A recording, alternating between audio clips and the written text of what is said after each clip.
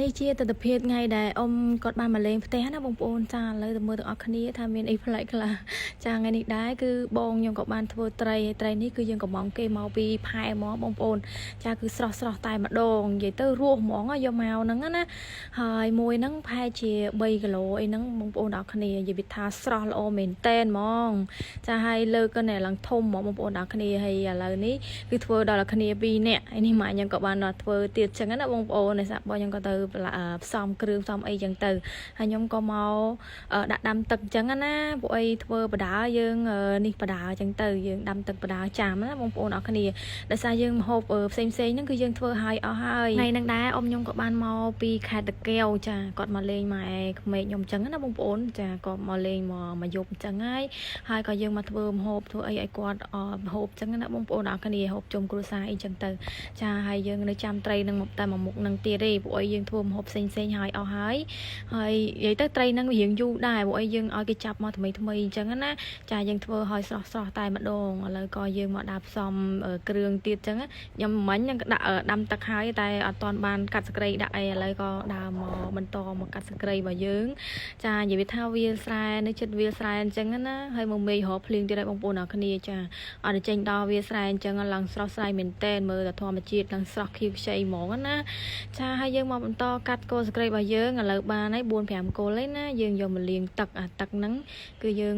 ទឹកភ្លៀងទឹកអីហ៎បងប្អូនយកទៅជ្រោកវាមកនេះមកចាហើយកូនរបស់ខ្ញុំមកជីកកង់ដើរលេងសួរម៉ាក់ធ្វើអីគេចាម៉ាក់មកកាត់សក្តិហ្នឹងណាហើយយើងបន្តយើងមកដាក់សក្តិចូលក្នុងទឹករបស់យើងចានេះជីបងខ្ញុំក៏បានផ្សាយផ្សំយកមកហ្នឹងណាចាមានជីផ្ទាប់សាច់ឆងផ្ទាប់គៀផ្ទាប់អីហ៎បងប្អូនចាមើលចេញមកក្រៅមកមេឃភ្លៀងបដ ாய் ចាកាត់ហើយតនអញ្ចឹងណាហើយនេះម៉ាក់ខ្ញុំគាត់យកមកលាងនៅខាងក្នុងដោយសារភ្លៀងដេញបងប្អូនអរគ្នាត្រីមួយនឹងដែរនិយាយពីថាស្រស់មែនតែនហ្មងត្រីឆ្ពងបងប្អូនអរគ្នាចង់បានថ្មីអីទៅផែគឺថាមានស្រស់ហ្មងណាគេប្រោះគេអីទុកអញ្ចឹងបងប្អូនហ្នឹងហើយនេះគឺយើងបានធ្វើមុខម្ហូបទាំងអស់ហ្នឹងរួចរាល់ហើយតែនៅចាំតែត្រីឆ្ពងរបស់យើងមកមុខទៀតទេហ្នឹងហើយគឺយើងធ្វើស្ងោរជ្រក់អញ្ចឹងណាបងប្អូននិយាយទៅត្រីហ្នឹងយកធ្វើអីក៏ឆ្ងាញ់ដែរចំហុយអីក៏បានដែរបងប្អូនចាគឺឆ្ងាញ់មែនតែនថ្មីស្រស់អញ្ចឹងណាហើយនេះដែរគឺជាគ្រឿងក្នុងរបស់ត្រីមិនមែនអីនោះឯងបងប្អូនអរគ្នាហើយយើងមានមុខម្ហូបពិសេសមួយមុខទៀតគឺពងទាកូនចាយើងស្ងោរឆ្អិនហើយចាហើយអាហ្នឹងដែរគឺយើងស្ងោរឡើងច្រើនហ្មងពួកយើងវាថាយើងធ្វើស៊ុបពេលល្ងាចទៀតដល់បងប្អូនអរគ្នានេះទឹកត្រីបុកបងប្អូនអរគ្នាទៅតែបុកហើយចានិយាយថាឃើញហើយស្រក់ទឹកមាត់ហ្មងបងប្អូនអរគ្នាចាគឺឡើងខាប់មែនតែនហ្មងដាក់ទៅឡើងញាក់ហ្មងចាហើយត្រីរបស់យើងនេះគឺបានពុះហើយនិយាយថាក្លិនជះឡើងភាយពេញក្នុងបន្ទប់នឹងតែម្ដងហើយឥឡូវនេះក៏បានដួសដាក់ចានចានៅចាំម្ហូបតែមួយមុខនឹងទៀតឯងគឺរួចរាល់ហើយថ្ងៃនឹងដែរក៏អត់មានអីច្រើនដែរគ្រាន់តែចង់បង្ហាញបងប្អូនអរគ្នាពីទស្សនវិជ្ជាយើងធ្វើអីហូបជុំគ្រួសារអីចឹងទៅឥឡូវនេះត្រីរបស់យើងក៏បានឆ្អិនរួចរាល់ហើយចាគឺដឹងតែហត់បាច់នេះជូងបងប្អូនអរគ្នាចាដាក់ឲ្យបាច់ឲ្យយើងជូងតិចទៅនិយាយទៅត្រីស្រស់ថ្មីអញ្ចឹងធ្វើអីក៏ឆ្ងាញ់ដែរវាថាជាតិស្លាប់ហ្មងហើយនេះគឺម៉ែខ្ញុំក៏ដួសឲ្យឪពុកខ្ញុំមុនអញ្ចឹងណាហើយខ្ញុំក៏បន្តមកដួសបាយ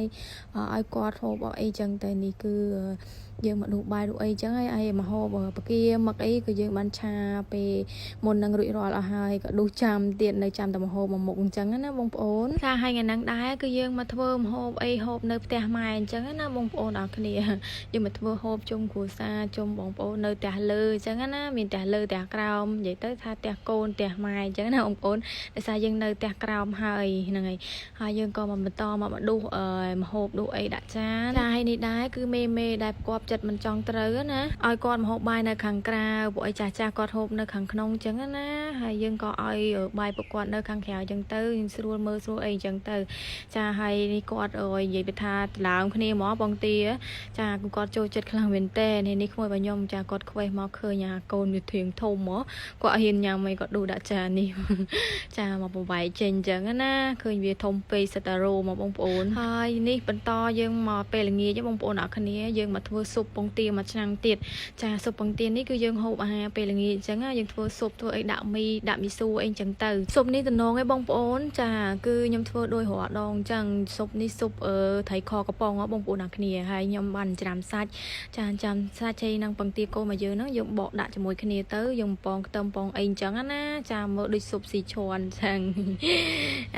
ហើយក៏តំណងមែនទេបងប្អូនអរគ្នាឡើងខាប់តែម្ដងណាហើយយើងក៏ដួសដាក់ចានអញ្ចឹងព្រោះអីយើងមានបកា kia miền mực miền ấy tia đó bông bồn dương đã nơi kháng cra bằng ghé tịch tịch chẳng á bông bồn dương miền pላይ miền ấy chẳng tới dương thua sụp nơi kháng cra chân chẳng á cha mấy kháng cra chân ngay nơi nông chân bên tay dương ở bờ đôm lệ chân đặt chân tôi chân ấy chẳng tới nó bông bồn ngay hơi ấy ní đái cứ bằng tia ní hai chia hai sắp cua bông bồn nào khi nhung thua nắng á cứ chân khăng miền tên mong ở lâu dương có ban cho mà đọc tia cào mấy là bông bồn ní cứ dương mà hộp nơi tia cào hộp ấy chung mà bộ còn chẳng á hay ní cứ mi đại dương ban đặt nông sộp nắng bông bồn mi bậc kia mình mặc anh chẳng tới nè cha những đặt con chân chè chỉ vì tham mê mê ní ban đại miền tên mong cha mặc crom ní sao mê mê tầng ao tai mặt đong hay video ní đá có admin extra đại bông bồn nào kia còn trong hai bông bồn bị tập hiệp ở dương hộp ấy chung rủi xa bông bồn con khui chẳng tới nè hay vậy thao khui ní tập sơ miền thua nhảy tiền mò lòng mặt mặt mong cha có mà nhom có ban nhầm rồi hai có ban nhầm củ cà chẳng á bông bồn hay bỏ môi nhung quanh nhầm tràn chừng kê chừng ai hay có rương tràn chừng kê chừng ai để bông bồn ở kia hay video ní đá cứ mình là phần năng bảo bông bồn sẽ làm trôi chết đó complete xe video ní mà nè mùi phong hay truy follow page ôm nè mùi tên nè ở con tràn bye bye